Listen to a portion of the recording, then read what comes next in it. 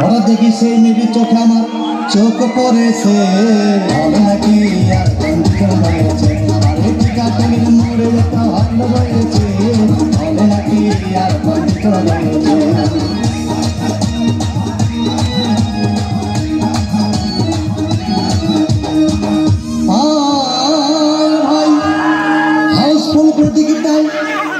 ব্ল্যাকের 10 টাকার টিকিট 20 টাকা কিনে নিয়ে কোনোরকম ভিতরে বসলাম।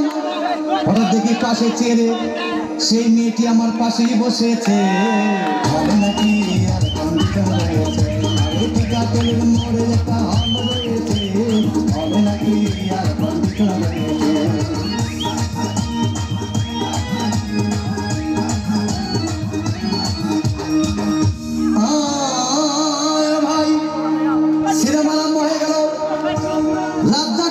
যখন প্রেমে হাবুডুবু খাচ্ছিল তখন আমার বুকের ভিতর ধূপধাপ শুরু হয়ে গেল।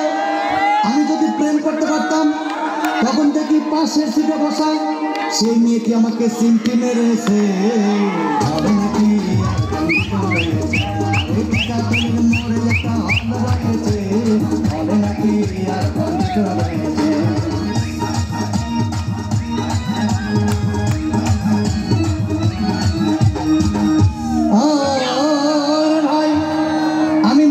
বললাম তোমার নাম কি?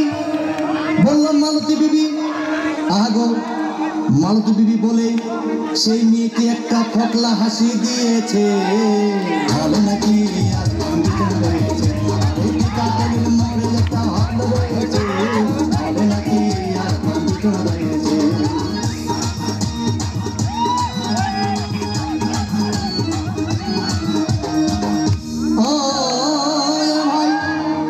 সিনেমা শেষের পথে রাজ্জাক ভিলেন যখন ধূপধাম মারপিট, আবার সাবানে এসে রাজ্জাককে বললাম তোমার চিরদিনের সাথী, তখন দেখি পাশে সিটে বসা সেই মেয়েটি আমাকে জড়িয়ে ধরেছে, বলে নাকি আর কন্ডিশন রয়েছে, কাটলের মোড়ে একটা হল রয়েছে, বলে নাকি আর কন্ডিশন রয়েছে।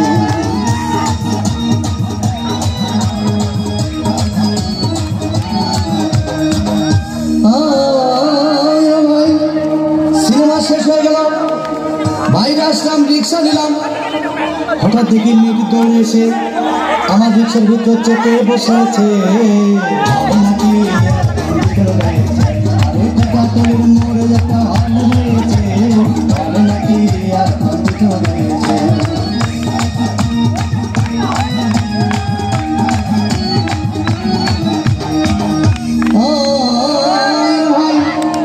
মেয়েটি বললো আমাকে ডার্লিং খুব ক্ষুধা পেয়েছে, গেলাম মস্তকা হোটেলে, খুব পোড়া খাইলাম।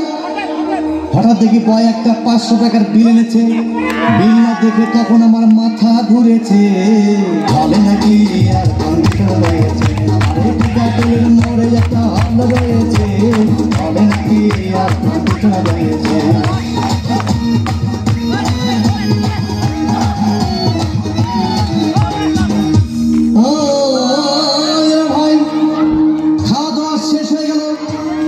মেয়েটি বলল ডার্লিং আজকের মতো চলে যাও বলে চলে গেল। আমি বাড়ি এসে রিক্সা থেকে নেমে রিক্সা ভাড়া দিতে গিয়ে দেখি মেয়েটি আমার পকেট মেরে চলে গিয়েছে, বলে নাকি আর কন্ডিশন রয়েছে, কাটলের মোড়ে একটা হল রয়েছে, বলে নাকি আর কন্ডিশন রয়েছে।